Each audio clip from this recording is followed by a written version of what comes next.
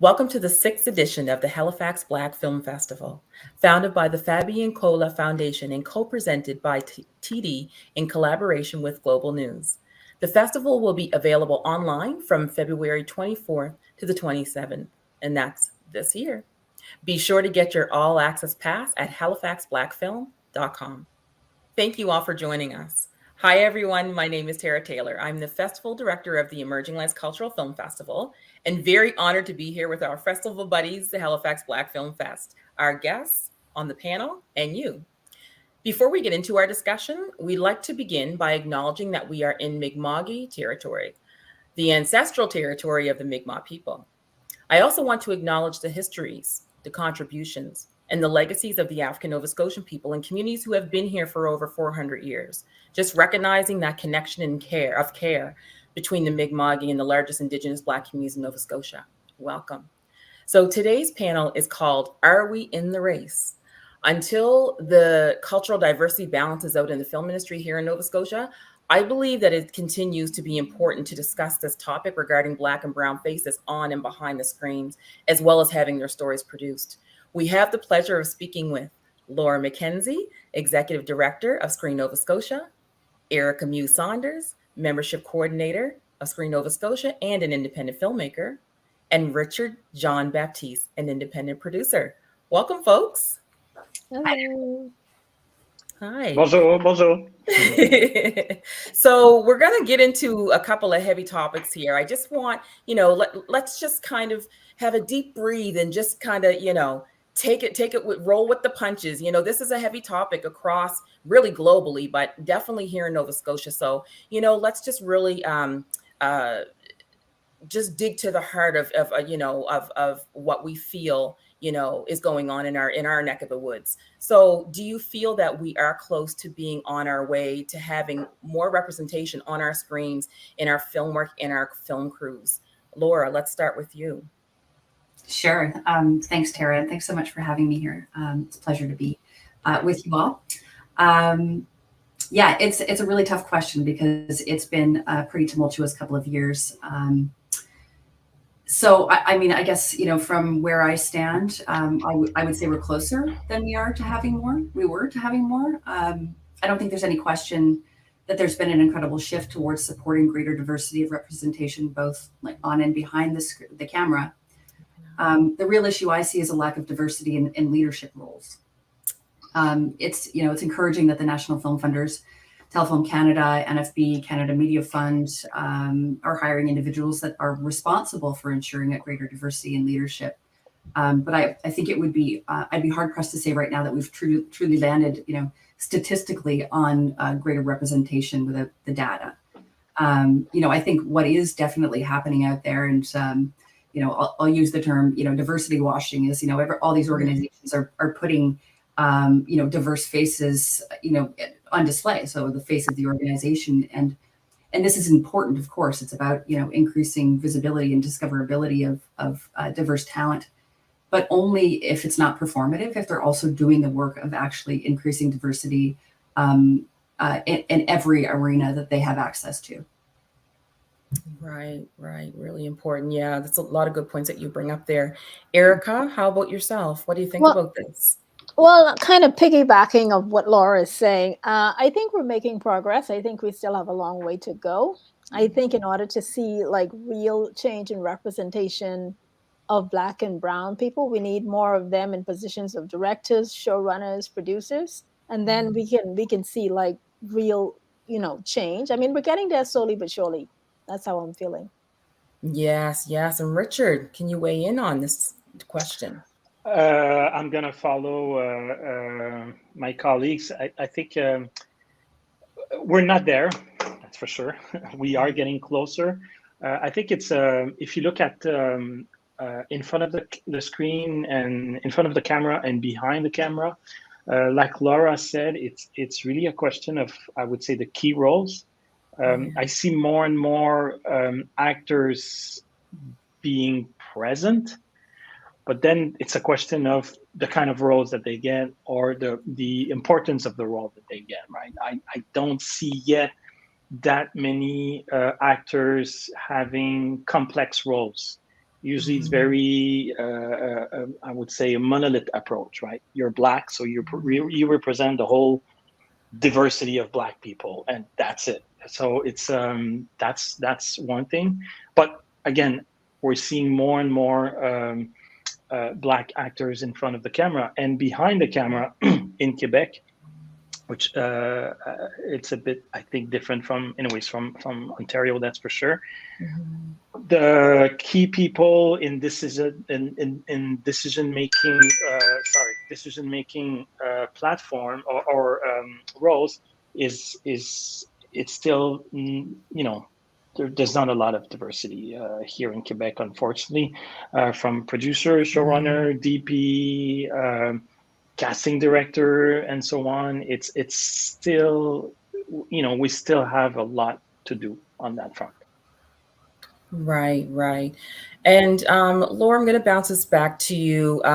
So Screen Nova Scotia recently had a survey done about this very topic, basically looking for the data and the numbers in the industry. So what has the organization kind of implemented or tried or working on as a result of the recommendations of that report? Sure. Yeah, that was quite the study. It's a 40-page study. It's intense. It's dense. It's on our website if anybody wants to go have a look at it and look through it. Data suggests that currently the BIPOC workforce in the film and television industry is about 4.5% of it, which is pretty small. So in terms of recommendations, the first, I think, and I guess it was fall or summer of 2020 when this survey came out, or was it 2021 time, right? I can't remember. But when it first came out, the first thing that we did, and I think we knew that this was going to be an important step, no matter what, was figuring out how we can make Screen Nova Scotia a more inclusive organization across the board. So, previously, Screen Nova Scotia, it was developed as a member-driven industry association where you had to be actively engaged in the film industry to be part of Screen Nova Scotia. So, institutionally, the barriers were very high, right? Not to mention that in order to be, either to qualify as a member, you had to be, a working producer or an independent member, and the membership fee was $125, and just pretty inaccessible. Right. So the first thing that we did was incorporate a new membership tier, and that membership tier is an associate membership. It's a $10 membership, and rather than being actively engaged in the film industry, you just have to be interested. And that went a long ways. And Erica is the membership coordinator. She is deeply involved in the numbers. So I'd like her to speak a little bit about what happened when we did introduce that tier, and then I'll go back to the recommendations if that works for you, Tara. Yeah, so we did introduce a new associate membership tier, and as Laura said, it's dramatically reduced, and that was to encourage underrepresented people, as well as, we introduced this in COVID, right? So as well as people who are having a hard time making ends meet. And surprisingly, we had, in the last several months, we had like 50 plus new signups. Oh, beautiful. And beautiful. That's quite a bit.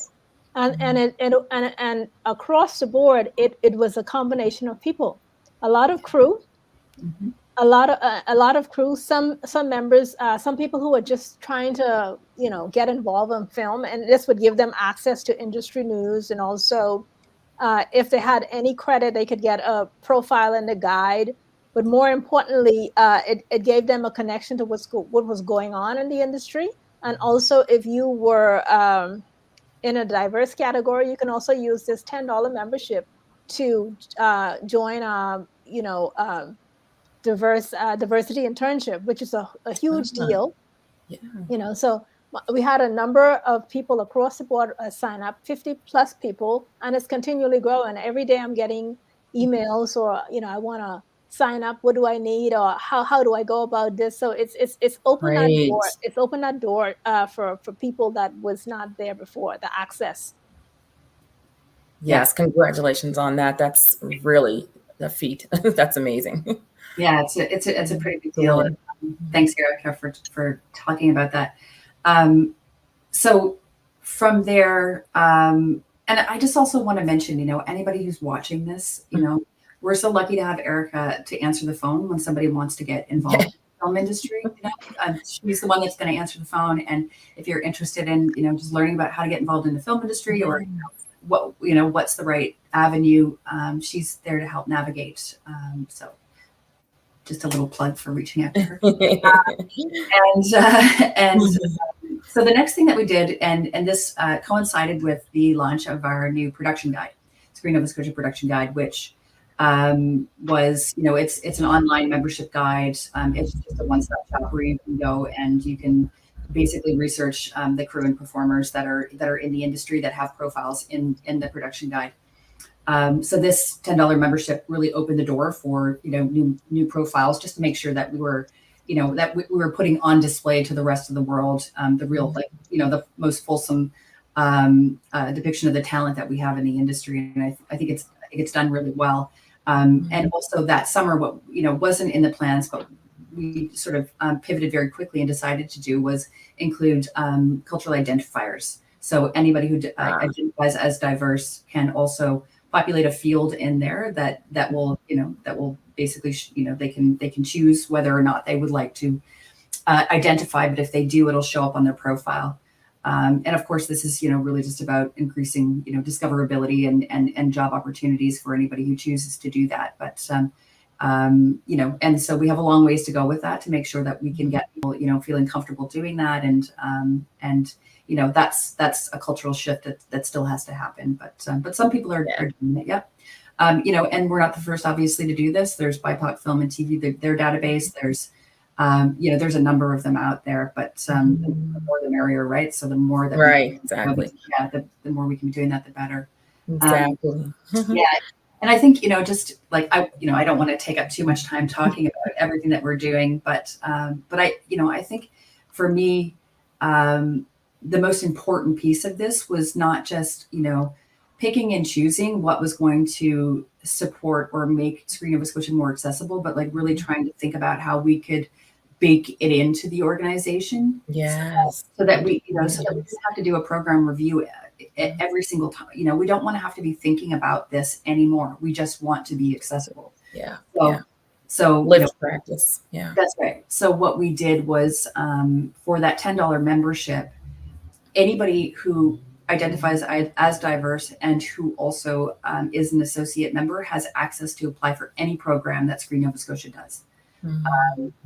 Which I think has been incredibly helpful in bringing new faces into the organization in terms of going through our writers internship program or going through our last draft feature film program or anything that we do. I think it's been really helpful. Yeah, that's amazing. You guys should be proud of yourselves for that. Yeah. And that's amazing to hear for crew. I just wanted to, rewind back a tiny bit, Richard, when you were talking about roles and like the actor roles. So have you, at some point, I'm going to ask you guys to delve a little bit into your background, your history, and dig a little bit into your bio there. So Richard, you're in Quebec. Can you just let us know, if you've noticed any casting differently, like for example, like roles that it didn't matter what race they were, where it wasn't specific. Have you noticed more diversity in those types of roles? Yes, I would say probably more in TV series than features. Okay. I think at this stage, features the actors that from BIPOC actors to this day in the roles. Maybe there's one movie, just maybe one that confirms the exception that I saw last year. That was the story was so well written that one of the main character, who happened to be Mexican, was there, but it was really. He was not there just because we needed to have someone non-white in the main role, right? It was really part of the story. But on television, TV series, TV drama mostly, we start to see a little shift. Again, it takes, this kind of change, this will to change things once and for all is very recent, right? So there's a lot of TV series are being written right now. Some of them are being, in production right now. So I hope that we're going to see more changes, in the next year and 2 years and so on. But today I have to say that I haven't seen that much of a change. I mean, that consistent, like, oh, wow. I've seen a little peak, either in TV ads or seeing more diverse, a casting that is more diverse. But again, just to go back to what I said earlier, when you look at the main roles, and what's a good, for me, is a good thermometer to take the temperature of the water, is I just look at the reels, the show reel of a network season. Usually what they'll put on the reel are, the main characters of their series. And that's when you see, oh, okay, there's maybe one person that is BIPOC over a cast of 15 and when you see a BIPOC person, sometimes you dig a little bit and you say, okay, that's not a first row, that's like a second and maybe a third row. So for me, that's really when I'm going to start seeing those reels with main characters, on the poster of a show. That's when we're going to see changes, when there's going to be more BIPOC there.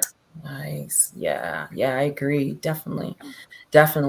And so I want to kind of shift our, I guess, focus a little bit on, like, how do I word it? So it's not a common thing in the industry to really like reveal who the crew is working on a production, to the general public.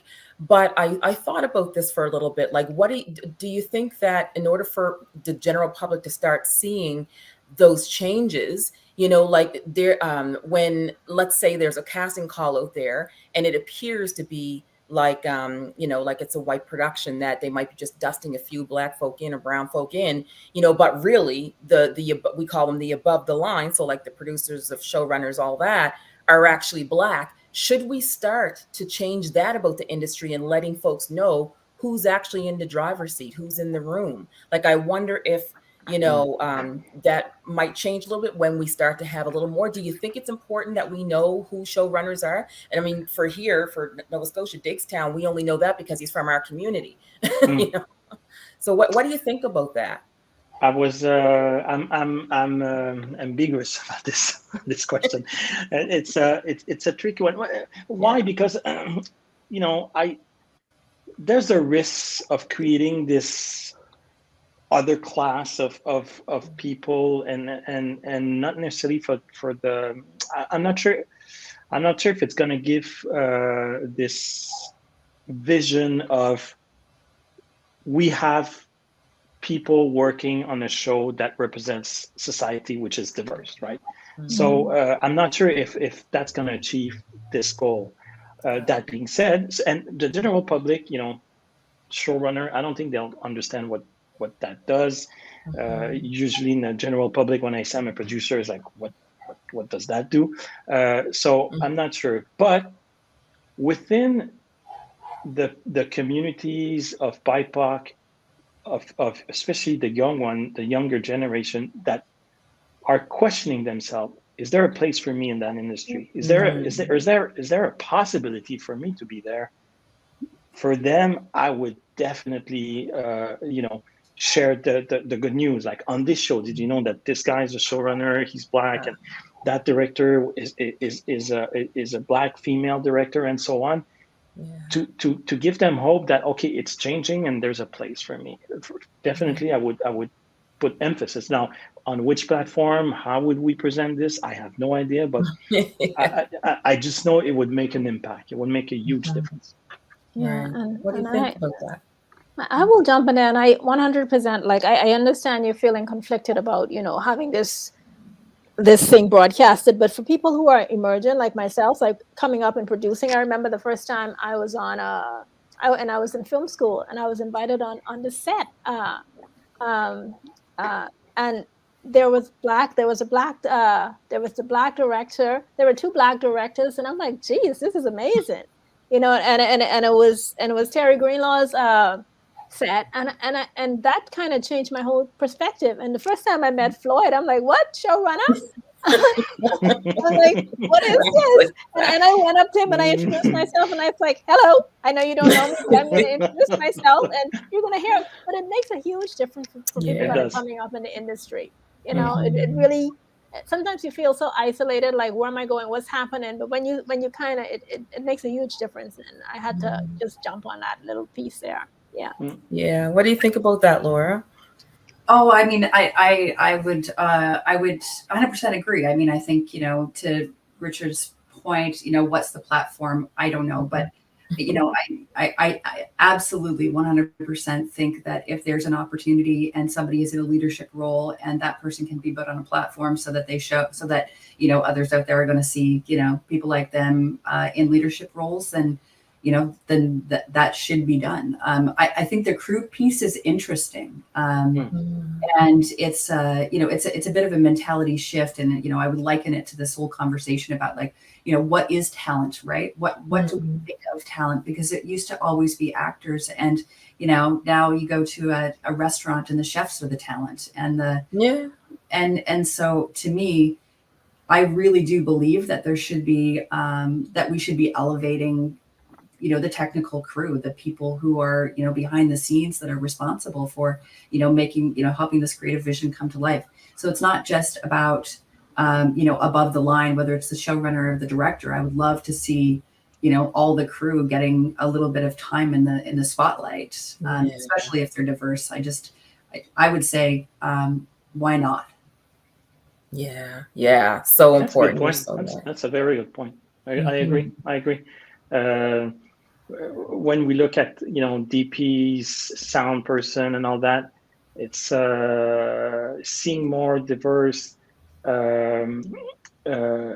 technicians, or I would say artists at the same time, in those roles, and showing them off to the young Ericas of the world.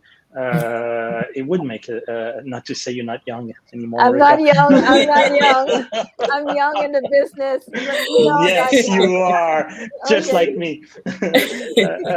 But it could be a game changer, a life changer. Like, okay, there's someone that I can relate to, who's behind the camera in a technician role, but has a creative, artistic impact on the final result, and that person happens to be Black. I can do that. Yeah. Wow.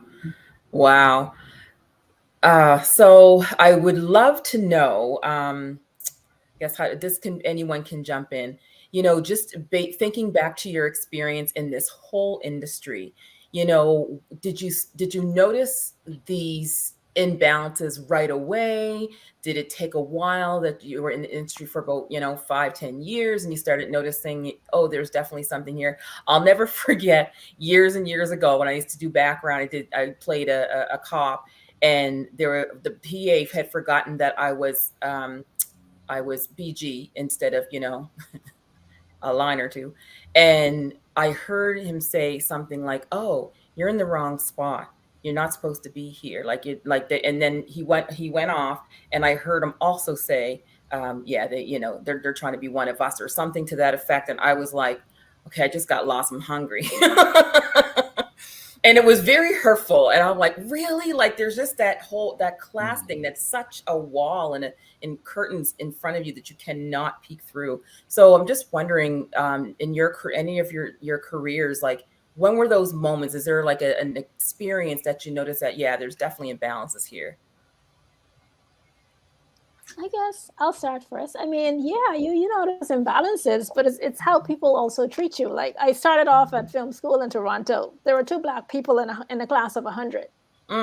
I went to NSCC. I was the only Black person in the Screen Arts program.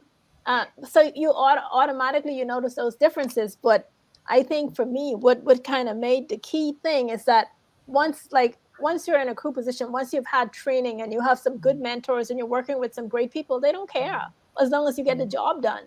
And for me, that elevates. So I'm on a level playing field, but you have to kind of get there first, and then your work will speak for you. But of course, there you automatically notice the difference. You'd be blind not to, but it's how people relate to you and treat you. Mm-hmm.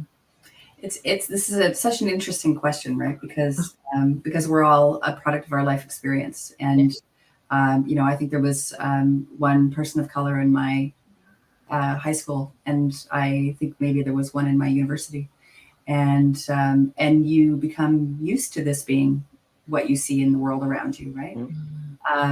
I think moving into the film industry, I wouldn't say in my early years in the film industry that it would have automatically become clear to me that I was surrounded by people that just look like me. But I definitely would say as I started to sort of climb the ranks at the Atlantic Film Festival, and I became the director of the international co-production market, and I started to travel to other markets and festivals, and got outside of my a little white world, and going to visit other film festivals and cultural festivals, and started to see, a much more diverse industry. That's when you come home and you look around and go, oh, what's wrong here? Right? What's going on? And, I heard somebody say the other day, it's, if you don't have the experience of disadvantage, then you don't know it's there. And so, I think it's a really interesting question that a lot of people have had to delve into is, how are you going to face this conversation that there is disadvantage that you don't have, and therefore you are advantaged. So, right. And I had to stop and think about that one. It meant a lot to me, and I think it's a really important point. But I think it was around that time when that started to sort of become clear for me was, early, and at this point I would have been in my mid-30s. So that's not young. Wow. Mm-hmm. Wow. Richard, any thoughts? Yes, a few. I get when I started in production 20 something years ago in Montreal. I remember going to the yearly cocktail, or I don't know how to say it, the reunion of the Producers Association of Quebec, which was called back then AQPFTQ, yes. And I remember being there and, having other producers, especially if it was a cocktail, looking at me and asking me, I'll take a glass of red wine. Thank you. And it was so funny at the time, a bit less today, but still funny, I guess.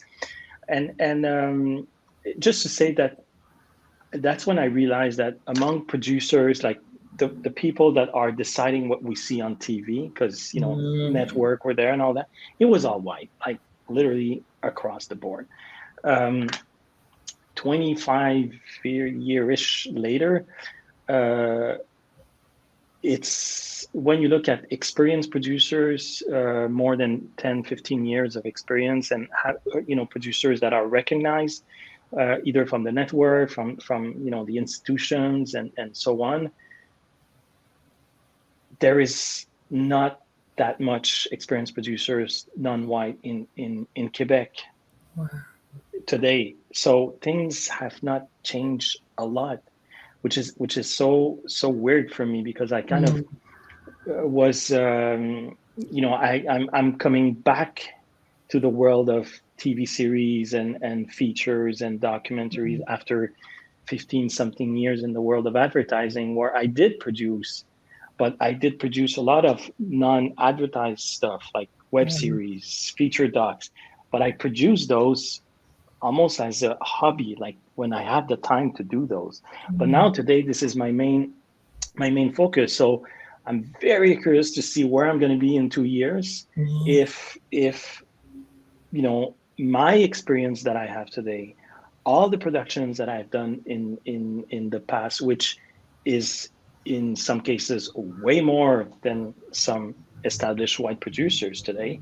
I'm very curious to see if that experience is going to be acknowledged, and if the way I look is going to make a difference, a negative difference or not. And I know it's a question also of network, which I strongly believe I kept very strongly alive, either with Telefilm, FNC, Soldec, even the Association of Technicians. So I'm very curious to see where it's going to get me now that I'm solely focusing on this. It's kind of me saying to Quebec, okay, let's see if this is really going to work out. Yeah. So the balance that as you're talking about, I'm starting to discover that. Okay. Yeah. Okay. I should also jump in, like in the last, like with COVID, there have been a lot of advantages because I have been able to, and this is mostly women like me trying to get into producing. I have been able to network with people all over from Quebec to Toronto. So one of my mentors That's is interesting. in Toronto. I Yeah. have two female producer mentors here.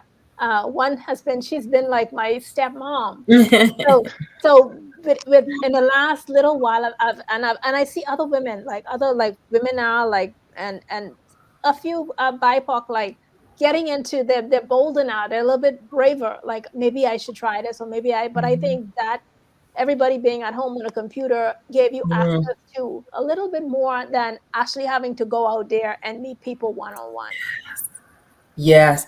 So sorry, Erica. So you're saying that with COVID and the fact that people stayed at home kind of helped you It helped me increase your network and to better. meet people in different places, and yeah. So that I found that very interesting. There's a lot. There's a lot of. We could interpret this in many ways, as if it was non-COVID or pre-pandemic, when it was more, public, where there's a lot of people and you meet, and maybe people were less, I don't know, I guess they were a bit shy to talk with you, but a one-on-one, computer to computer, it's maybe easier for them. It's so. Keep going, Richard. You're pulling it right out. No, you're pulling it right out, because what I was going to dig right in there and say was you hit it right on the head. So it's that cultural difference, and so I kind of dig further and ask, like, maybe Black and brown folk didn't feel comfortable face to face because of that blanket, that institutionalized blanket that's over our heads on both sides, right? And so then that leads me to think about, what do you guys think about maybe we're not seeing more of underrepresented people in the industry because they don't see it as a career for themselves even, so that stops them from even going to the film schools. And what do you think about that? I think I absolutely 100% believe that is the biggest issue that I see in helping to try to encourage greater diversity in the film industry, and one of the is finding people. You have to go out and go into communities and hold their hand and say, we're here for you. Even at Screen Nova Scotia, we haven't been able to do that yet. I've been wanting to do this for such a long time, but you can't do it during COVID. And also, we're just such an under-resourced organization that finding the ability to do it has been challenging. But I can tell you, I just had a conversation with government this week, and we're getting this off the ground this year. We are going to be pulling together the educational institutions. We're going to be pulling together all of the organizations, like the program that you offer, Tara, and bringing this group to the table and talking about who are we going to, reach out to? How are we going to reach them? What's the content that they need to know? What do we have to offer them, and how are we going to get it to them? And so we're going to get this off the ground this year, by hell or high water. It's going to happen, because I definitely believe that, it's like, you said, we're here, we're accessible, we've reduced the barriers. We haven't eliminated the barriers, but just because we've reduced the barriers doesn't mean you're going to walk through the door. We have to go out and invite you to the party. So to me, that is the most important piece of anything that Screen Nova Scotia can do if we actually want to do the work of increasing representation in the industry. Wow. Well put, Laura. Beautiful. Let's do her. Eric, I'm very interested to hear your thoughts on that as well. You talking about access or? Yeah, just basically generally how you described feeling more comfortable during COVID, that, like Richard's put it, screen to screen versus being in front of someone. Like, was that real intimidation? Like, do you think for younger folks, when you're with the guidance counselor thinking about what do I do as a career? Well, I'm positive that there are young folk in junior high and high school that are interested. They're picking up the cameras now. Look at the movies they're making on their cell phones. So do you feel that might be a really, really tough one that, that kind of, like I call it, institutionalized kind of heavy blanket that's between the cultures, from stopping us from going. I would definitely say so. I mean, about a year, I don't know, it's probably 2020, or was it 2020 or 20? I worked as an assistant coordinator for Being Black in Halifax. So worked along with filmmakers in Nova Scotia, and a lot of them, some of them were braver than others, and that's because of lived experience too, and being different places. But yeah, they definitely felt a bit intimidated, because it was a big step, and I'm like, and I couldn't I couldn't explain it to them. They actually had to do it to get confidence, because I'm like, just do it, but they didn't understand that. It's like, no, I'm going to mess up, and all of this pressure, and it's a lot of pressure coming from an underrepresented community and being given this opportunity. So now you have to do something awesome. I'm like, no, it doesn't have to be awesome. Just do something. You have to start making something. So there is some intimidation, and you have to really go there, meet people, and talk to people. I mean, and that's gonna cut down some of the barriers, but you can't sit behind this wall and be like, oh, we want to do this. You have to, Laura say, go into communities. You got to talk to people. You got to find out, what they're dealing with on a regular basis. Because and you have some brilliant young filmmakers out there, but they have a lot of other conditions that they have to deal with that does not give them the time to now, especially if it's an opportunity, but it's not a paid opportunity. They can't afford that. So another part of the diversity internship that I like is that they're paid. Because I want to do this, but if I'm not being paid and I have all of this other stuff to deal with, how am I going to navigate through anything? Right. This is an interesting part of the conversation, and I'd love to hear more from you all on this. We've created this diversity internship program, and now, this year we've put through 12, interns into 4-week onset paid internships in the department of their choice, working with mentors. It's not without issue, but it's been for the most part a good program and something we want to go forward with. But I guess my real concern with it is that we're taking these young individuals that don't have a lot of on-set experience, and they don't have a lot of lived, let's say, experience in being thrown into the culture of a white film set. And there's something about that seems very wrong to me, right? I believe that what is missing in these internships for me right now is an understanding of how to educate film sets on how on a culture shift that needs to happen to make sure that representation can exist in a room together, right? So I don't know what the answer to that is, but I do think that that's a problem for us. Right. Because, at the end of the day, film sets have been traditionally very white. They become, somewhat toxic because, people they're militant. They're not culturally sensitive, although, there's definitely much more sensitivity training and that sort of thing happening. But, that's not the end all be all. So, yeah, I'm just interested in what you think about that, because that's part of making the film industry accessible. Right.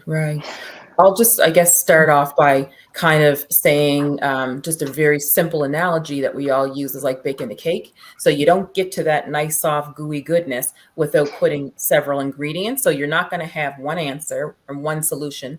You're going to have several different ones. So just like you mentioned about the having cultural sensitivity training and talks and workshops with the industry, with the crew, that has to happen. It also has to happen with the interns, the applicants that are going in.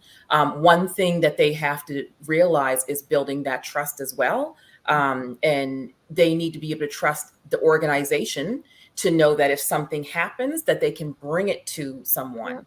That's all kept inside, and then it boils up and then becomes toxic and dangerous and whatnot. So we can be at that curve. We're coming slowly but surely, but we're not there yet. So when things happen, they need to know that they can come to the organization if anything occurs. Mm-hmm. Yeah. So it's about making people feel safe. Definitely. I have a slight different point of view on this, because this is something that is very dear to me. The opportunities. Let's put it under that chapter title. Opportunities. I see. Laura, I wish in Quebec the activists would be doing what you're doing, because I don't see that enough. Personally, I as a producer, I know that when I'm going to be on shooting, and actually I'm going to be on shooting in probably 2 months, I want to bring young, like director wannabe or DP wannabe, and I want to pair them with more experienced director. And I already spoke with them, the directors and the DP, and they're super happy. When we're starting to put this kind of schedule of mentorship, but we do it on our own, because I don't see anywhere anyone's going to help me do that. At the same time, what I say to those young wannabe, technicians or so on, it's not an easy job to do. Production is not easy. So there is a part of you that will be exposed, that will have to struggle to make your place. Some of it will have to do with the way you look. Some of it will have to do just because it's hard for, regardless of your gender, your origin, and so on. And this is something I see sometimes, that in this wave of opportunity, sometimes people lose track of, it's hard as well just to make it in this industry, regardless of what you look or whatever. So I sometimes I feel we lose this as a part of and in this industry or others. I don't think it's unique to our industry. And on the other side, I see a lot of people being put in situation where, honestly, I think they're almost put there to fail. Exactly. That's right. And so it drives me nuts when I see script writers, director being called and being put on project. It's like, but what have you done? And I say to some of them, my friends, what do you think? I said, listen, I don't want to sound like your dad, but I don't believe in shortcuts. Me neither.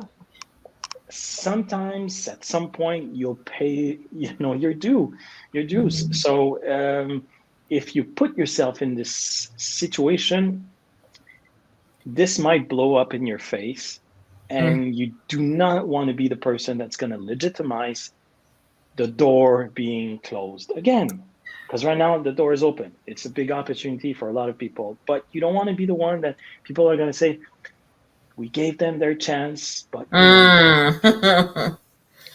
not yet. So I'm very, and sometimes I have. It's sad, because I'm the one bringing the sad perspective or the realistic perspective, and sometimes I speak with writers. I have been covered this production company. It's like, there's a lot of people that only develop for a lot of time, but until you're on the air, until it's in production, for some people, you're never going to exist. Yeah. So you have to be careful with this. So the question, I don't know, I'm going to stop here, but the question of opportunity, I think, Laura, what you are doing is amazing. And if I were in your shoes, or if I was in your team, I would turn to the people who are being part of this mentorship program. And like Tara said, there's no, it's not a cookie cutter solution, but I would insist on the fact, you know what, you're part of a new wave. You're kind of a predecessor of something. You're clearing the path. Yeah. Some of it is going to be hard. Some of it is going to be easy. And the part that's going to be hard, some of it has to do by the way you look. And some of it is just because the business is hard regardless. That part, I would insist a lot. Yeah. That's me. And yeah. that's why I'm not doing what you're doing. Yeah. It's really good advice, and thank you.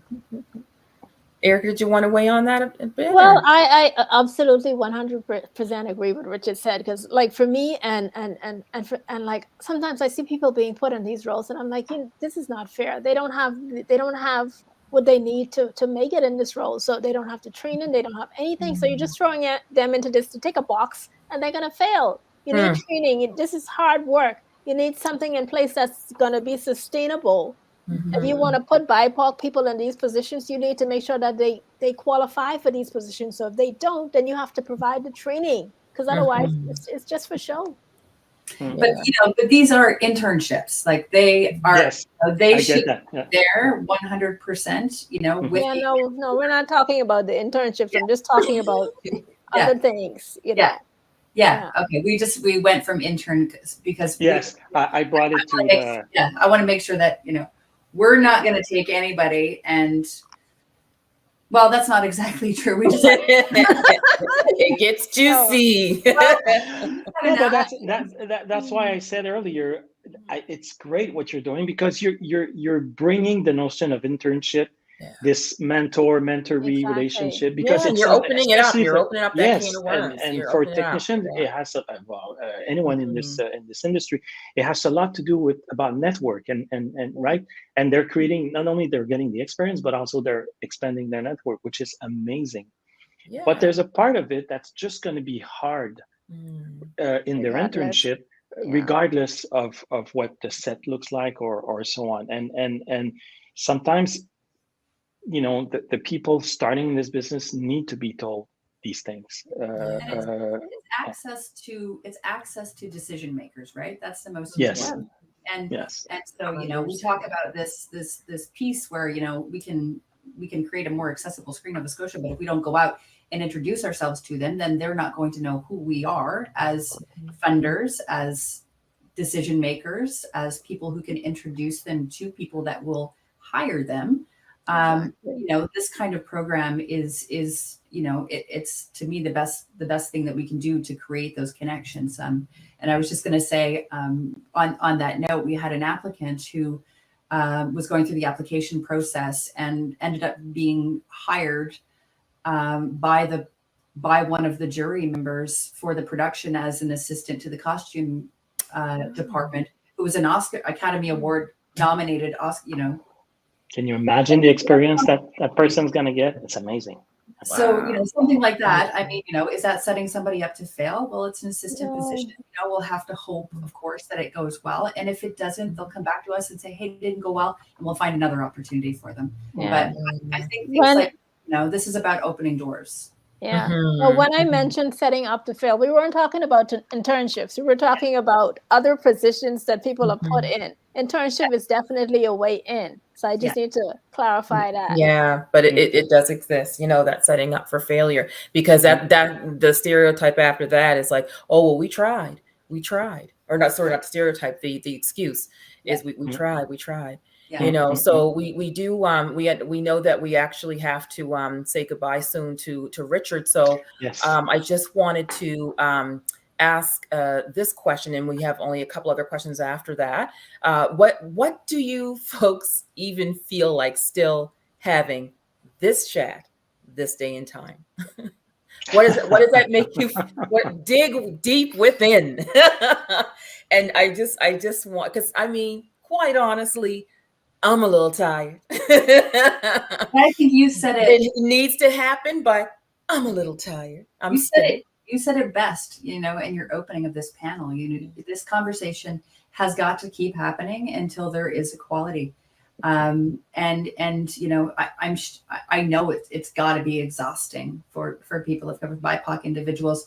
There is so much fatigue out there that I'm hearing and seeing, and but it's definitely not all for naught. There is a shift. It is moving. There is people in leadership roles now, or that are making significant efforts. And I think it's going to take time to see the results of those efforts. I mean, the efforts. Let's say this really only sort of came out, and the reckoning of 2020 during COVID, and then we're having all these conversations, at top financier levels, and then within the last year, we're introducing new streams in all of our programming for financing for diverse individuals only, and then we'll start to see the results over the next couple of years. But I do think these conversations and this continued push, we can't let down, otherwise it'll just go away. I agree with Laura. Unfortunately, I agree with Laura. I say to people, to BIPOC, and especially the people from the Black community, pace yourself. This is like a triple decathlon. It's not a sprint. And I'm like you, Tara. I'm tired of having these conversations, but at the same time, I know that hopefully it's going to change the way I'm going to do my work, and it's going to change the way the next generation that is coming is going to do their work. So it is for a reason, but we just have to pace ourselves and make sure that we keep on having those conversations. Maybe being more, maybe having less of those conversations, but maybe more precise conversations, and being more strategic, and also more tactical, right? Like Laura was saying, like real changes in programs and so on, and also collect the data, see what the changes are, the real impact, adjust, and we'll get there. I mean, in Quebec, we've seen changes do good, especially for women directing. There's a lot of great women directing movies and series here in Quebec, because there were programs to enable them to do this. And they're not having that conversation that much today. So it's a good thing. True. That's amazing. Yeah, I definitely agree, Richard. Thank you for that. Thank you, Laura. So I just wanted to, I guess we'll lighten it up a little bit and shift a little bit. And Richard, feel free to back up when you need to. So another thought that I had about, I guess, like categories and awards, the Oscars, all the good stuff. Like when I say Black film is not a genre, what do you think about that? What do you think that is meant by that statement? Before I even offer any explanation. Well, I can say it isn't, but people think that it is. Because when you hear Black film, you have certain concepts around this Black film. So they kind of make it a genre, like it has to have this. It has to have like a cookout. It's going to have like, and so while it's not, like, from what we are seeing or from what we're used to seeing, it kind of has become. Yeah. If that makes sense, I don't know. I feel like it's it's a sort of this like legacy idea, or this thing that came out of the 70s, right? It was the Blaxploitation, and so at that time, Black film was considered genre film, but within that filmmaking, the Black filmmakers were almost always either a sidekick, a criminal, or a victim of brutality of some kind. They were never the hero, or they were never depicted in a positive way. And so I think that's what it makes me think of. Yeah. What about you, Richard? You're leaving soon. I mixed emotions. Black film is a genre. It's No. for me. It's no. It's kind of weird. But I can understand why some people think it is, Mhm. and you know, is the movie Get Out, right?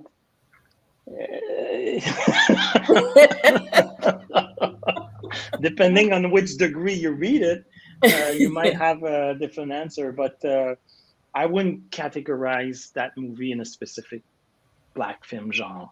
That's for sure. So yeah, I guess my answer is not really. Yeah.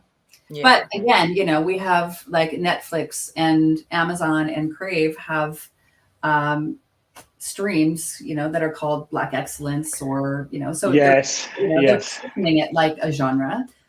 Okay, well, let's stay there. Yeah. So I mean, now we're in the month of February. So the main reasoning for that, Disney Plus has it as well. Black stories, Black excellence. I've seen the word excellence used. Just to bring anything with a brown skin, Black skin, for Black History Month, right? You know, African Heritage Month. Yeah. So that's the main reasoning for a lot of those categories. But then also when there was this whole shift of, you know, we won't go there. This whole shift of trying to be more diverse. Then I saw the categories as well in Disney Plus and whatnot. So yeah, but it's still not a genre. So the thing about it is that the majority of Black actors, producers, whatever, we're just doing the same thing. We're making a freaking movie. You know, we're still acting, we're still producing, we're still writing. And we just happen to have beautiful, gorgeous brown skin doing it. You know, so that's why it's this whole idea. It's not a genre. So I just, that kind of, it just got under my skin just a little bit. But you can understand, Tara, why people, Yeah, you know, people. well, I get it. I get it. grasp Yeah, I these get it. Like we have a simple style. It's a style. It's our style. Like no one says anything about, you know, oh gosh, like what's Tarantino, you know what I mean? Like they have their styles. We know their styles, right? And maybe on their own, because they're now so famous that they are a genre on their own. But it's not necessarily a genre. It's just their style of you know, Corey Bowles is definitely one of those, has a style to what he writes, right? Well, it's interesting, like because I feel like in and I'm, this is all just based on memory around the time when, you know, when Black film was one kind of film, right? It was, you know, it was Boys in the Hood. It was, you know, it was these stories, and they were telling the Black story, but they were always told in one with a very specific formula, or it seemed that way. Yeah. And I think that's what created this idea of genre, or at least contributed to it. Yeah. I think it's a perception, and first and second, it's the peak or a sample of movies portraying Black reality. Yeah, and that's right? changing. Realities, I should say, and you know, Boys in the Hood or whatever. It's you know. Those are the movies that made it to the mainstream, basically. Yeah. And then people concluded, okay, well, that's Black film genre, which is a perception. Yeah.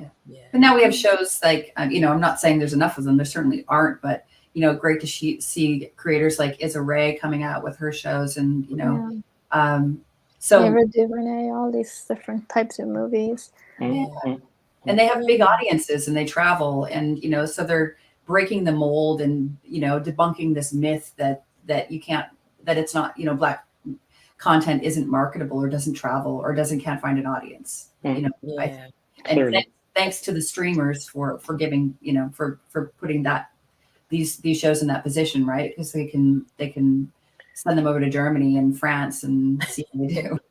May our national broadcasters hear them and see that. And on that note, I will need to leave, unfortunately. Yes.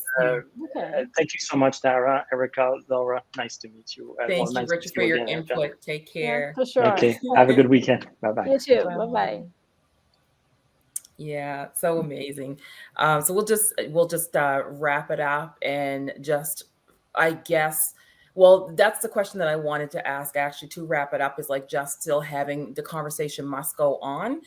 So yes, while I am very open and honest about being tired of it, I still extremely know, like Richard said, like it changes your work. And that's the reason why now in my work, I push to try to get those numbers up, get those folks in there in all positions. So I guess I would just like to hear some final thoughts maybe on just in your opinion, whose responsibility is that? It sounds obvious, and I think that it is overall, but just in case there's extra thoughts on whose responsibility is it to make sure that Black images, Black narratives are portrayed in this industry. Well, I'll start first. I would say that it's everybody's responsibility. I think and on one side, like organizations that can implement programs that are that have more training and grants for Black and Brown people are excellent. But also, you and I, as Black creators that are coming up, it's definitely our responsibility to do the same, to have mentorship, to hire people, or even if you have a crew and you don't have, and we kind of discussed this too, you don't have persons in that position, to make sure that they're mentoring somebody who's a BIPOC person coming up. So it's everybody's responsibility. And I mean, for me, it's definitely one of my number one goals, so yeah, I mean, that's my 2 cents. Yeah. How about you, Laura? I mean, I agree that it's everybody's responsibility, but I also think that that we really need to look to people that are in leadership roles to use their power to create opportunities. And I'm talking about financiers. I'm talking about distributors. I'm talking about broadcasters. We need to have diversity mandates in our broadcast system, in our distribution system, in our financing system, because it all trickles down from there, right? Decisions come from at the end of the day, budget talks. And so, here in Nova Scotia, if we can, we're advocating for the government to have an incentive for hiring diverse individuals. If we can, and everybody is incentivizing it, then it will happen. And so I really do believe that that it is, for the most part, the white people in charge that are in these leadership roles right now. And hopefully that will change, and then this will become a much easier transition. But right now we have to break those barriers. We have to, we have to do whatever, and I guess it's us talking about how important this is, to try to dismantle, the systemic barriers that are in place so that we can make that change. But it is the decision maker's responsibility. Yes, very, very well put, Laura. And just to add on there, I guess I will definitely give a quick shout out to CBC, who does the one-stop workshops.